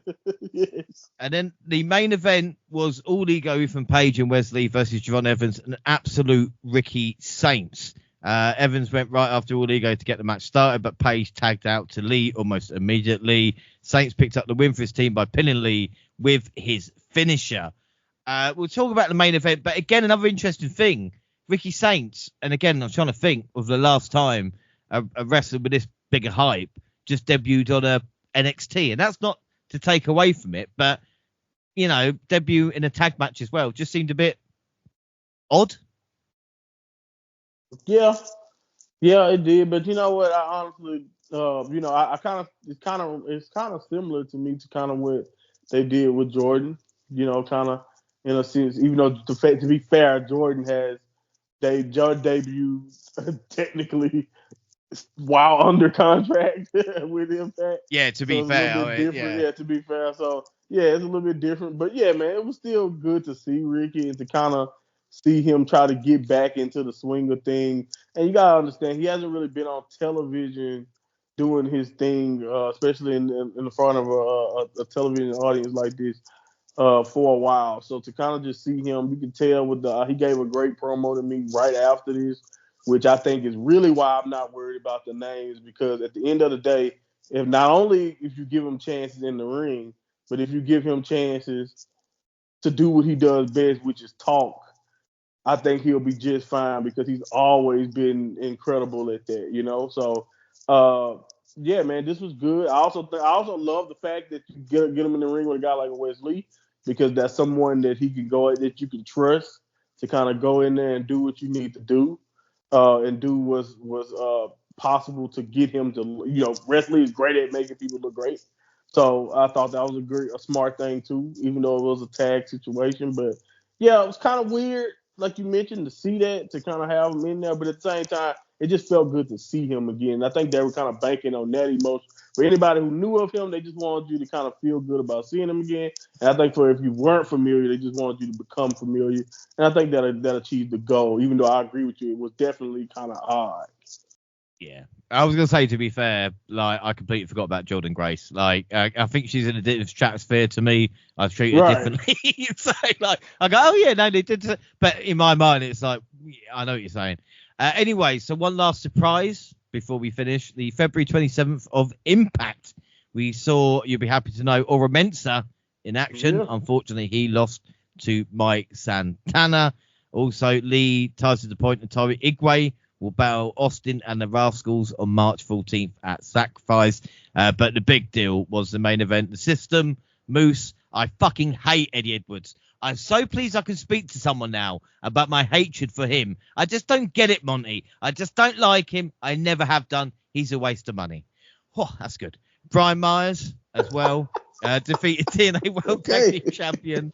Yeah, no, got off my chest. The Hardys and Oba Femi. Moose pinned Matt. So Oba Femi showed up and lost. But, I mean, what were your thoughts? I mean, Monty, it made you watch Impact, man. Yeah, I thought overall, the product of the entire show was pretty good. You know, some things on the show that I was like, okay, still very impactish. But again, I didn't think anything was bad on the show. And again, overall, watching Oba Femi in that environment and just seeing him team up with the Hardys and just the whole entire energy of the way that match went. And the way everything, the way the segment went, and how Oba Femi still looked like a monster, like you said. And I actually was happy that he didn't show there and dominate, because again, I feel like the naysayers or the people who don't like working with WWE have a problem, in my opinion, with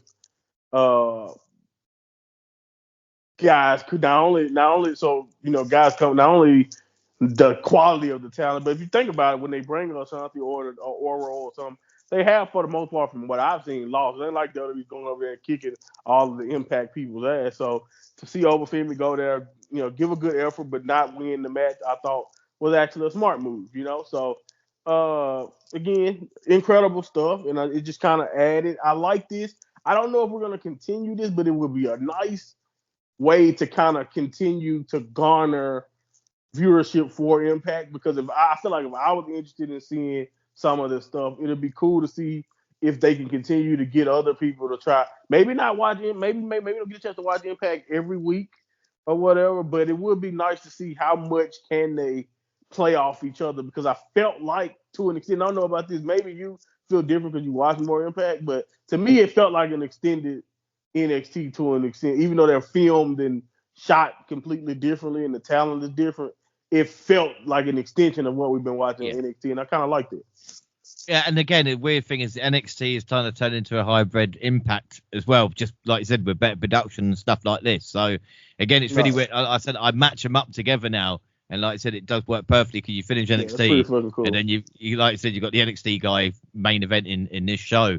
But as we said, Roadblock has been announced, and not only will be champion versus champion, Stephanie Vaquer versus Julia. Not only are we going to get the Hardys versus versus Fraxium, we're going to get Moose versus Oba Femi. I mean, Monty, what are your thoughts on NXT as we head to Stand and Deliver with that massive Roadblock in the way? Yeah, man. Again, right now NXT, I think, is in a really exciting place in a lot of ways. It's a little bit less of the filler. You can tell it's kind of like what we'll possibly be seeing going forward on the main roster. You can tell they're ramping up because they know Stand and Deliver is coming. And same way with WrestleMania in the preview, you hope to see them start to kind of ramp up the build to their bigger show. And I think you kind of can see that with NXT's push right now. Again, like I said, to get a card like this at Roadblock, do you understand how, for me personally, because for example, I don't know who can walk out as double champion. I don't know that they're just going to try to angle it away, or one person's going to walk out of it, and then that set up a Jordan Grace title match, or possibly another interaction for Stand and Deliver. It really has my mind racing, and it has me excited, because I feel like if you're giving us this quality of match for free on Roadblock, then what the hell do you have planned possibly for Stand and Deliver? You know what I mean? Because some of this stuff feels like you should be wanting to, even the Roxanne, I know Roxanne is busy and got stuff doing Raw and possibly could have a WrestleMania match, but I feel like you could store the Roxanne stuff and push that for Stand and Deliver, and even some of the other stuff. So it's really, really exciting when you think about the fact that we're getting this on a Roadblock on television, and then what we possibly still could be getting for Stand and Deliver. I mean, think about it. I mean, there's going to be night one of WrestleMania. It's going to be a big undertaking, a big show. You're going to try to watch that in the daytime and then try to watch the stuff that night. So I know they're going to try to go all out, but to me, it feels like they're already playing a lot of big cards. So what could be the end goal for Stand and Deliver? That has me even more excited, Yeah, I think that's the issue for me. Is the fact Ober and Moose, Hardy's a faction. I can't think of a bigger kind of TNA NXT combination. So unless they got something else planned within themselves, it would be interesting. And the only thing I might take away from it, Monty, and I don't think it will, but what titles are defended in the matchup. So for the TNA title to be on the line in the faction Hardy's, and the NXT title to be on the line in Ober, kind of, do you know what I mean? Something. Yeah. It definitely kind of tells you something, in my opinion. I kind of thought that was one thing that I agree that kind of made me really look at it again. But again, I still think the fact that we're getting it on free television is insane. But yeah, you're 100% right. It's like that's probably the only takeaway that you can have from it. So I hope that and like optimistically, I'm looking at it like what we're getting right now seems so damn good that Stand and Deliver can only be better, right? At least from a planning point of view. Yeah. But like you said, from the other end, if I'm looking at it from a pessimistic point of view, then I'm like, they might be playing all their cards too early, and will we be disappointed by Stand and Deliver if we don't have per se? Let's say we don't have as much impact involvement in Stand and Deliver. Like, will you be disappointed because of how hype or how exciting the possibilities with the Moose stuff and with the Hardys and all that? Like, where can you go from here is always the interesting conundrum when you do something like this. But we'll see. We'll see, though. I'm still excited, again, for Roadblock, of course. And then, like, for me, I'm trying to be positive about it. So I'm mostly excited for the possibility of what could be at Stand and Deliver. But you're 100% right. It's definitely interesting when you think about the scenario that we're in and, like, what could we be seeing going forward. But I'm going to be optimistic. I always feel jealous of the people listening, because if you're listening now, you can just skip forward to the next update and find out what happened. We're going to have to wait like a whole month. Do you know what I mean? Like, but I think we're going to wait, and then we're going to have to wait, and then we get an Andre Chase Stand and Deliver match. Sorry. That's right. But is there anything else? I think we've covered pretty much everything in NXT now. No, we did good. We covered that. A little bit of Impact. I think people got more than they probably even expected from this. I promise you, I will not make Impact. I won't add Impact. All right, I will just. Please, I didn't even ask you to watch it, but I will peek at it. Yeah, just have a look. I think it'll be better. Let's be casual. Let's be casual about it for now. Anyway, so that is it then. Don't forget Leon Slater, Devon Evans. I'm gonna keep pushing it. We're across all social media. X at the WNR Podcast. I'm at the WNR Pod. James. You can find the entire WNR team on the banner. Also now on Blue Sky, WNR Podcast, and Reddit. Monty, do you want to plug your stuff? At Monty Pod on Twitter. That's where you'll find me at. And I'll be there. Tweeting every now and then. We got a lot of exciting stuff. I mean, we're on the road to WrestleMania, so I'm trying to be as active as I possibly can. And who knows, in the coming weeks, months, I could be doing a couple of more creative projects. It's still in the works.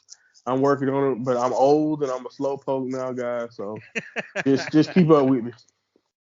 I tell you what, though, Monty, it's great that you're here because obviously this year we are celebrating the 10-year anniversary of the WNR. And because of that, the WNR on Facebook and Instagram are trying just a little bit more. And if you like that, you can send us an email at WNRpodcast@gmail.com. And YouTube, where the WNR Podcast got the same time on YouTube as it does SoundCloud. But also, we've had other clips. And I had a few comments of people saying they like the new clips because it didn't feature my voice, Monty, which I found a little bit upsetting.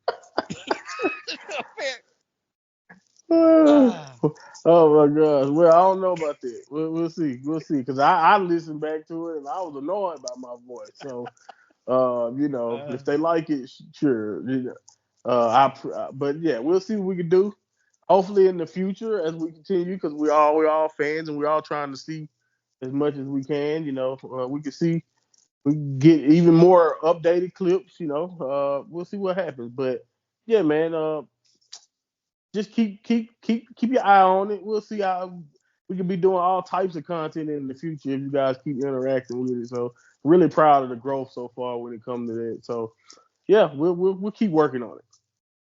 It calls podcast as well is on Spotify and iTunes where you can download, subscribe, rate and review there. So that is our next episode is the WWE Elimination Chamber. And Monty, I don't think a lot happened last night. I mean, I've avoided spoilers. Yeah, from what I heard, it was a pretty, uneventful night. I honestly, the Triple H really needs to step up his game right now with this build because I don't know about you, but right now, WrestleMania or even Elimination Chamber felt like a skip to me, Does he even know what he's doing? I mean, thank God we got Sean here, you know. We're so spoiled anyway, in NXT. I know. Until then, I've been James Rowlands, who was joined by the mind of Monty. Monty, thanks for joining me. I hope you enjoyed yourself. I always do. To the next one. Yeah, perfect. Well, thanks for listening, everybody, and bye.